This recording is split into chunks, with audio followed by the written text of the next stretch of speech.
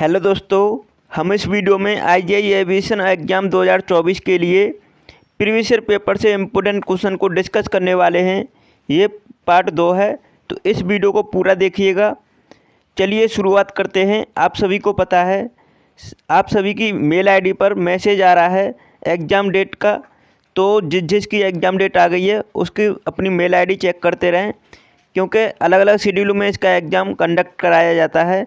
तो आपकी भी एग्ज़ाम डेट कभी भी आ सकती है, तो आप अपनी मेल आईडी को चेक करते रहें, जिसमें मैसेज के थ्रू आपको पता चल जाएगा। चलिए शुरुआत करते हैं पहले क्वेश्चन से। आप भी प्रत्येक क्वेश्चन का आंसर देने की कोशिश करेंगे और इस वीडियो को पूरा देखेंगे।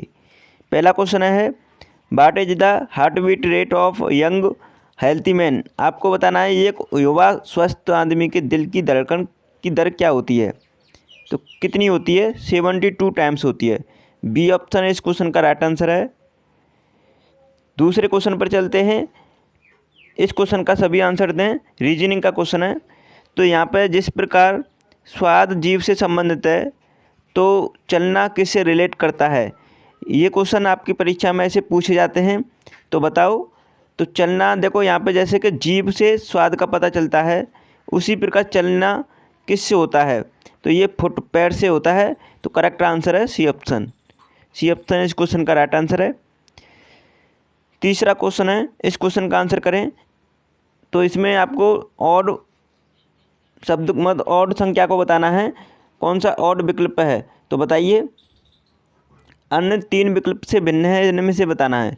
तो यहाँ पे देखेंगे 6 से कटने वाली संख्या 108 है, 7 से कटने वाली संख्या 84 है और 5 से कटने वाली 75 है, और देखो 3 से कटने वाली 27 है। इसमें आखिर विषम कौन सी दिखाई दे रही है। तो हमको विषम दिखाई दे रही है। देखो ये 3 का परफेक्ट क्यूब बन रहा है। 3 का परफेक्ट क्यूब करते हैं तो 27 होता है। जैसा कि और किसी ऐसा ऑप्शन नहीं है जो परफेक्ट क्यूब बन रहा हो। तो करेक्ट आंसर है डी ऑप्शन। एग्जामिनर ने भी इसी ऑप्शन को करेक्ट माना है।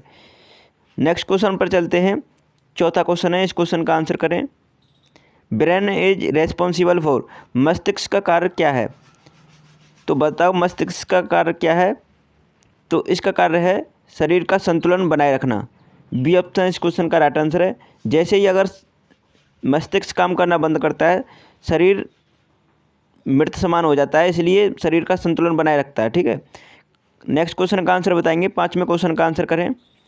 रीजनिंग का क्वेश्चन है, इस क्वेश्चन का सभी आंसर दें अगर आपको समझ में आता है तो यहाँ पे देखेंगे आप, अगर आपको स्क्वायर आता है तो आप 33 का स्क्वायर करेंगे तो कितना बनता है 1089। ठीक है, उसी प्रकार 73 का स्क्वायर करने पर कितना बनेगा, आप स्क्वायर कर सकते हैं। स्क्वायर की आप ट्रिक पता हो, अगर नहीं पता है तो मैं बता देता हूँ आपको, लेकिन आप स्क्वायर जानते ही हैं कितना होता है 5329। ठीक है, इतना होगा। तो करेक्ट आंसर है इस क्वेश्चन का बी ऑप्शन। बी ऑप्शन इस क्वेश्चन का करेक्ट आंसर है। अच्छा, मैं आपको ट्रिक बता देता हूँ स्क्वायर करने की। कितना भी बड़ा स्क्वायर हो तो उसका स्क्वायर कैसे करना है। ट्रिक बहुत ही सिंपल सा है। जैसे ये 2 डिजिट हैं, तो पहले वाली डिजिट का स्क्वायर करेंगे तो 7 का स्क्वायर होता है 49। उसके बाद इस तरह से करेंगे, उसके बाद देखो 7 का मल्टीप्लाई करेंगे 3 में तो कितना होगा 42। तो 42 लिख लेंगे। उसके बाद 3 का बाद वाली संख्या का मतलब लास्ट वाले डिजिट का स्क्वायर करेंगे तो 3 का स्क्वायर होता है 9। अब देखो 9 को इस तरह लिख लेंगे और यहाँ पे 42 में से लास्ट वाले डिजिट को लेंगे, 2 को लिख देंगे यहाँ। उसके बाद यहाँ पर 4 को इस तरह ले आएंगे इस तरफ, तो 49 में जोड़ देंगे 4 को, तो कितना हो जाएगा 53। तो आपको पता चल गया इस तरह से स्क्वायर करना होता है। बहुत ही सिंपल तरीके से कर सकते हैं आप। तो 5329 इस क्वेश्चन का करेक्ट आंसर है, बी ऑप्शन। नेक्स्ट क्वेश्चन पर चलते हैं। 6वां क्वेश्चन है, उस विकल्प का चयन करें जो अन्य 3 विकल्पों से भिन्न है।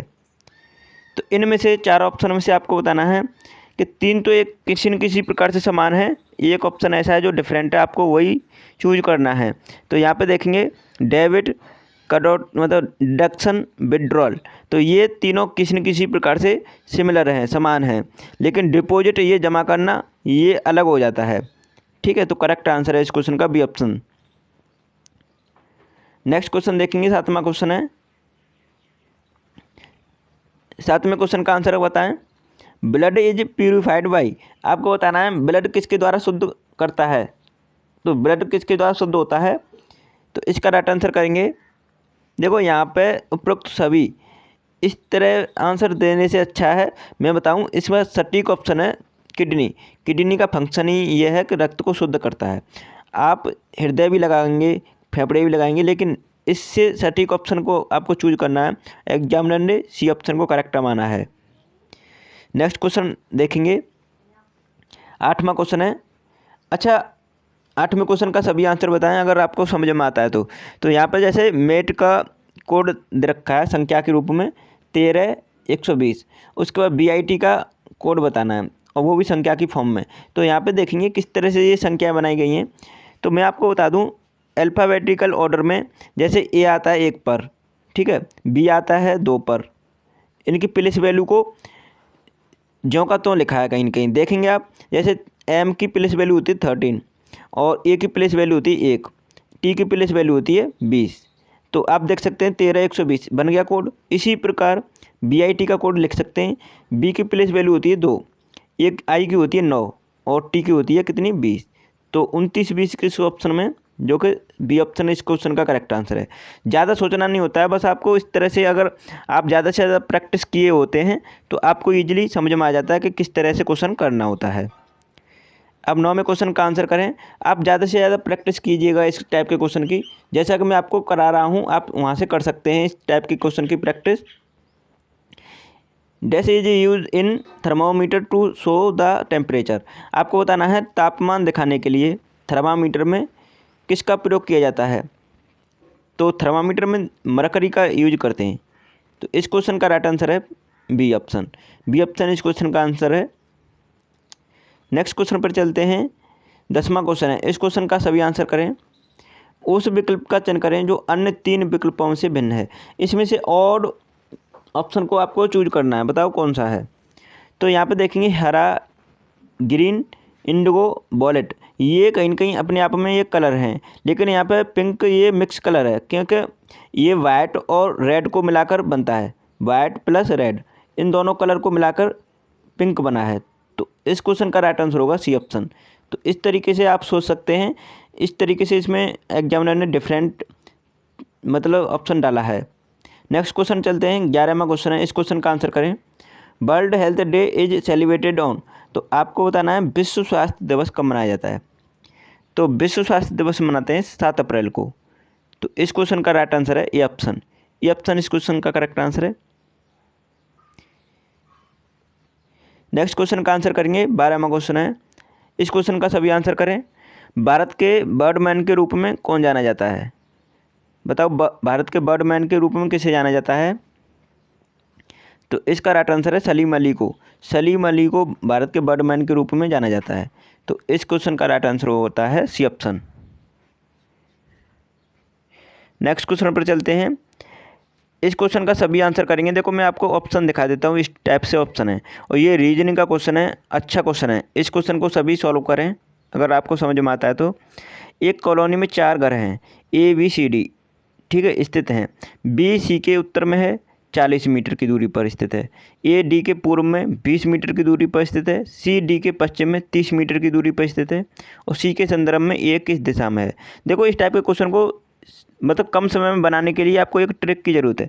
ट्रिक क्या है, बहुत ही सिंपल तरीक़े से आपको सोचना होता है। जैसे कि आप क्वेश्चन को यहाँ से स्टार्ट करते हैं, यहाँ से स्टार्ट करेंगे तो आप कभी क्वेश्चन को नहीं बना पाएंगे। आप पीछे से स्टार्ट कीजिए इस टाइप के क्वेश्चन को, क्योंकि यहाँ पे आप कोरिलेट नहीं कर पाते हैं एक दूसरे को कि कौन सी दिशा में। जैसे कि आप B C के उत्तर में, अब मैं आपको B C के उत्तर में बना देता हूँ, ठीक है।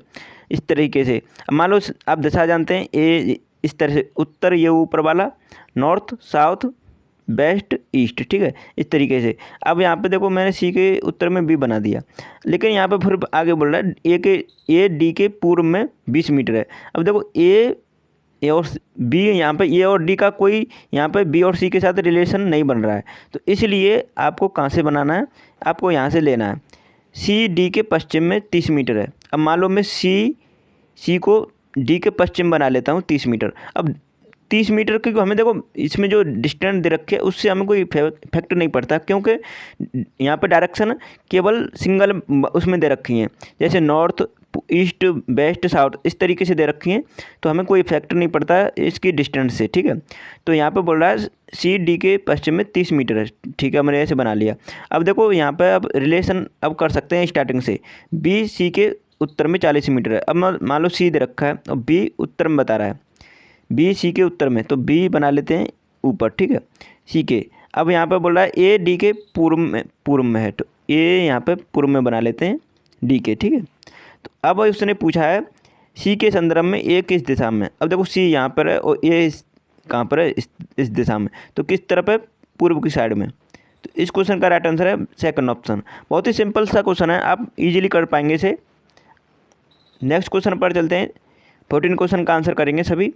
ओपेक का मुख्यालय कहाँ पर है? ओपेक का मुख्यालय कहाँ पर है? वियना ऑस्ट्रिया में। तो करेक्ट आंसर है इस क्वेश्चन का सी ऑप्शन। अच्छा, यूनेस्को का मुख्यालय कहाँ पर है? पेरिस फ्रांस में है। वाशिंगटन डीसी में किस किस का मुख्यालय है? वर्ल्ड बैंक का, IMF का। मैं आपको बार बार रिपीट कराता हूँ इसलिए कि आपको याद हो जाए। नेक्स्ट क्वेश्चन का आंसर करेंगे। 15वां क्वेश्चन है, उस विकल्प का चयन कीजिए जो अन्य तीनों से भिन्न है।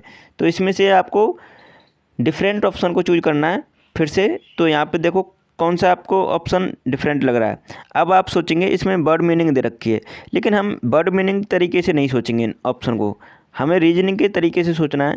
तो देखो यहाँ पे क्या है कि इसमें देखो एक वोवेल्स है, इसमें क्या है, एक वोवेल्स है ओ। आप सभी जानते हैं वोवेल्स कौन से होते हैं, आई ओ यू, ठीक है। इस तरह से आई देखो EIO U, ठीक है, OU इस तरीके से होते हैं, तो आप सभी जानते हैं। तो इसमें एक वोवेल्स है, इसमें देखो दो वोवेल्स हैं I और O, इसमें दो वोवेल्स हैं U और E, इसमें दो वोवेल्स हैं I और E। तो आप देख सकते हैं कि इसमें केवल एक ही वोवेल्स है। तो इस तरीके से एग्जामिनर ने ये ऑप्शन को करेक्ट माना है, तो राइट आंसर है ये ऑप्शन। अब नेक्स्ट क्वेश्चन पर चलते हैं। 15वां क्वेश्चन है, 16वां। सोमाली मरुभूमि किस महाद्वीप में है? तो आपको अगर आपको पता है सोमाली कहाँ पर है, तो सोमाली है अफ्रीका में पड़ता है, अफ्रीका महाद्वीप में पड़ता है। तो इसका राइट आंसर है डी ऑप्शन। डी ऑप्शन इस क्वेश्चन का करेक्ट आंसर है। अच्छा, आपको ऐसे भी क्वेश्चन पूछा जा सकता है, कोरल रीफ किस महाद्वीप में है? तो वो है ऑस्ट्रेलिया महाद्वीप के पास, ठीक है। तो करेक्ट आंसर उसे भी ध्यान रखें आप, वो ऑस्ट्रेलिया के नॉर्थ ईस्ट में पड़ता है। अच्छा, ऐसा कौन सा महाद्वीप है जो सबसे बड़ा है? एशिया महाद्वीप। एशिया महाद्वीप सबसे बड़ा है, और एशिया महाद्वीप को मानव घर भी कहा जाता है, तो उसे ध्यान रखेंगे आप। तो आशा करता हूँ आपको वीडियो पसंद आई होगी। अगर आपने चैनल को सब्सक्राइब नहीं किया है तो प्लीज़ कर लीजिएगा और वीडियो को लाइक कर दीजिएगा। और आपने हमारी अभी तक सभी वीडियो नहीं देखी हैं तो इनका लिंक आपको मैंने इसी वीडियो के डिस्क्रिप्शन में दे दिया है, आप डायरेक्टली वहाँ से चेक करिए और प्लेलिस्ट के थ्रू सभी वीडियो को ज़रूर देख लें एग्ज़ाम से पहले। तो आप सभी वीडियो को एक बार ज़रूर चेक कर लें, जो कि मैंने अलग अलग प्लेलिस्ट बना दी है सब्जेक्ट वाइज, तो आप वहाँ से देख सकते हैं और पढ़ सकते हैं। तो वीडियो को यहीं समाप्त करते हैं। Thanks for watching my video.